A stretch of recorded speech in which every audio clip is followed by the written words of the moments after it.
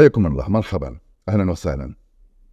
أخيرا رياض محرز في السعودية بعد طول انتظار لمدة أيام بل أسابيع من الشد والمد وشح الأخبار والجزئيات والتفاصيل. تم الإعلان عن انضمام رياض محرز الدولي الجزائري لاعب السيتي سابقا إلى نادي الاتحاد في جدة ليلتحق بالبرازيلي فيرمينو، وسط ردود فعل وتعاليق متعددة في السيتي، في إنجلترا عموما، في الجزائر، في السعودية، أينما كان عشاق رياض محرز الذي صراحة لم يختار الأهلي كما تعلمون، ولا أي لاعب اختار أن ينضم إلى أي نادي في السعودية في إطار برنامج الاستقطاب، لأنه تعرفوا بأن صندوق الاستثمارات هو الذي يتولى التفاوض ويتولى الاستخدامات، ويتم توزيع اللاعبين كما تعلمون على الأندية، بداية بالنصر ثم الهلال ثم الاتحاد ثم الأهلي ثم الشباب، فالاتفاق فأندية أخرى يتم توزيع اللاعبين المتميزين عليها من أجل إعطاء هذه القوة لدوري المحترفين في المملكة العربية السعودية في إطار رؤية طويلة المدى، وفي إطار برنامج الاستقطاب، وفي إطار هذا التحول الذي تشهده المملكة العربية السعودية في مجال كرة القدم وفي مجالات أخرى عديدة جدا. طبعا المعلوم أن رياض محرز كان يود المغادرة منذ تقريبا موسمين، زادت رغبته في الرحيل الموسم الماضي عندما لم يشارك في نهائي دوري الأبطال، ولم يشارك كذلك في نهائي كأس إنجلترا، وأدرك بأن بيب جوارديولا لم يعتمد عليه كأساسي.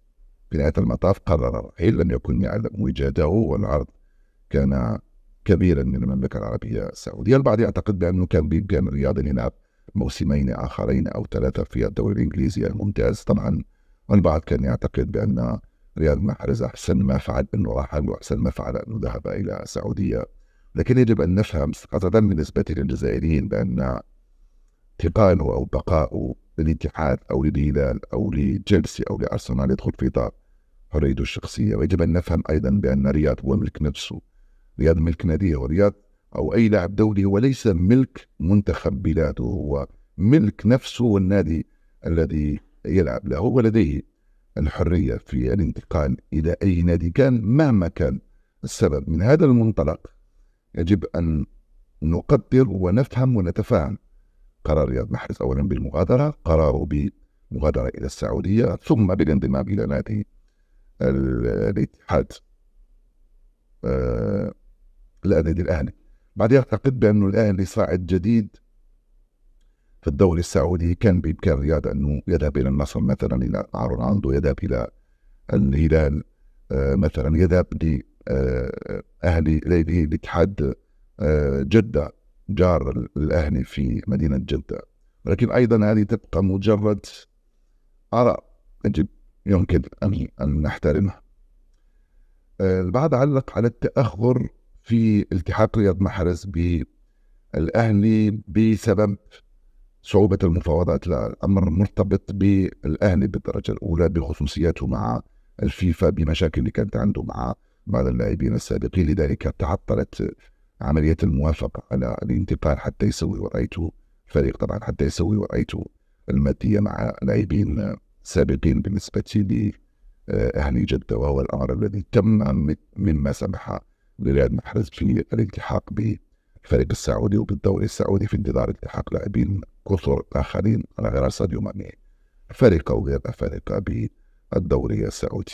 مهم أن رياض رحل عن السيتي، رحل وخلق جو من الحسرة والأسف حتى الحزن في الأوساط الجماهيرية وفي أوساط اللاعبين.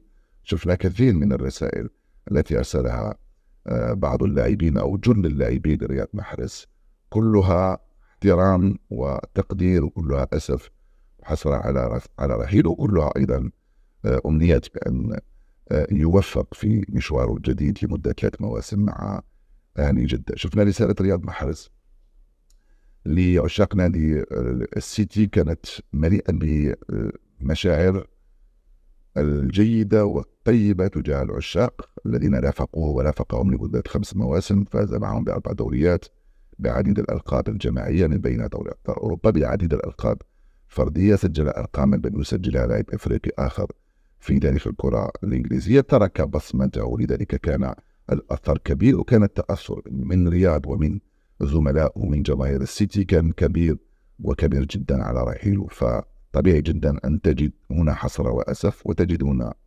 سعادة وفرحة في أوساط جماهير أهل جدة بالتحاق رياض محرز بفريقهم، والتحاق رياض محرز أيضا بالدوري السعودي.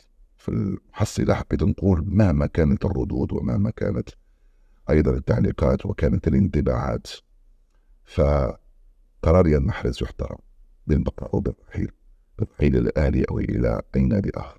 رياض محرز ملك نفسه، رياض محرز ليس ملك للمنتخب الجزائري حتى يتحصل عليه أي مناصر ويعتقد بأنه رياض محرز سينخفض مستواه وسيتأثر مردوده وسيؤثر على مردوده في المنتخب الجزائري.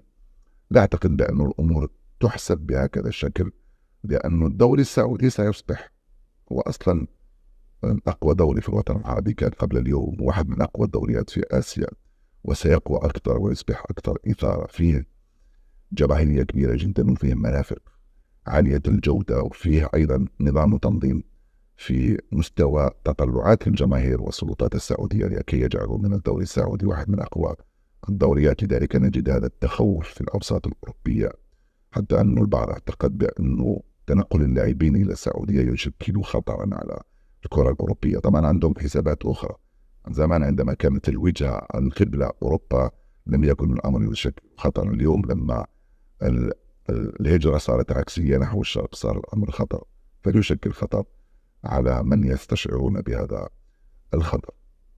مهم أن رياض غادر، مهم أن رياض التحق بالسعودية، المهم أننا سنشاهد رياض محرز كل أسبوع يستمتع ويمتعنا كذلك. المهم أنه رياض سيكون في المنتخب الجزائري أيضا في أفضل أحواله، لأنه كثير من اللاعبين الدوليين الجزائريين ينشطون في الدوريات العربية المختلفة وتألقوا فازوا بكأس إفريقيا مع الجزائر وتميزوا في العديد من المواجهات. حبيت فقط نعمل هذا الفيديو حتى نحط الموضوع في نطاقه، والتعليق أيضا والردود أيضا في نطاقها، ونخفف هذه الضجة التي تثار فقط لأنه اللاعب انتقل إلى العربية السعودية والدوري السعودي، اعتقادا بأنه الدوري السعودي ضعيفا أو ليس قويا. أي نعم ليس بمستوى الدوري الإنجليزي الممتاز، ولكن لا أعتقد بأن رياض سيتأثر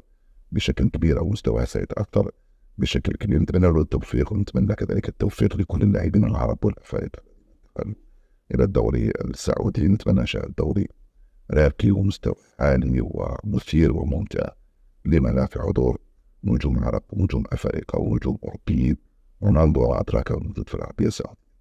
سلام.